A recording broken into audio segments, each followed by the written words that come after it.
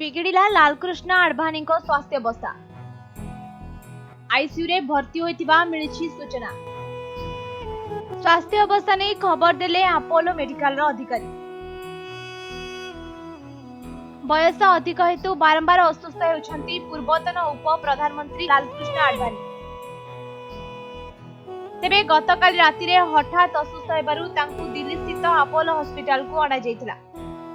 Doctor Vineet Suri नेतृत्व में एक डाक्तरी दल तांकर चिकित्सा करुछंती। एबे तांको स्वास्थ्य अवस्था स्थिर थिबा सूचना मिलिछि। अपोलो मेडिकल जणे अधिकारी एने सूचना देवा परे एही खबर सामना को आसिथिला। तेबे गत जुलाई 4 तारिख रे तांको देह असुस्थ हेबारु अपोलो मेडिकल ले भर्ती करा जायतिले। तेबे जदि देखिबा लालकृष्ण आडवाणी बीजेपी रो जणे टाणुआ नेता अटंती।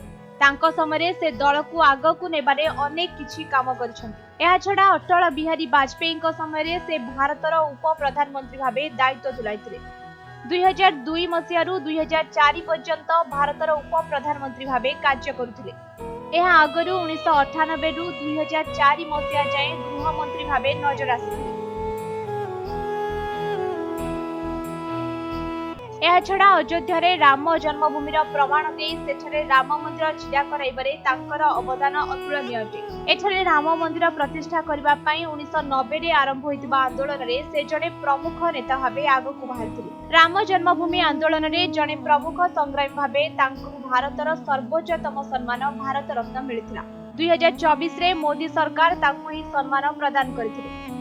मात्र राम मंदिर प्राण प्रतिष्ठा समय बयस अधिक कारणरू से एही उत्सव रे जोग देई पार नथिले। तेबे एहा आगरू 2015 मसिया रे भारतर द्वितीय सर्वोच्चतम नागरिक सम्मान पद्म विभूषण ने सम्मानित होइतिले लालकृष्ण आडवाणी। राजनीति क्षेत्र रे तांको उत्कृष्ट प्रदर्शन पई से अनेक नाम मध्य कमाइछन्ति। ब्यूरो रिपोर्ट समय लाइव।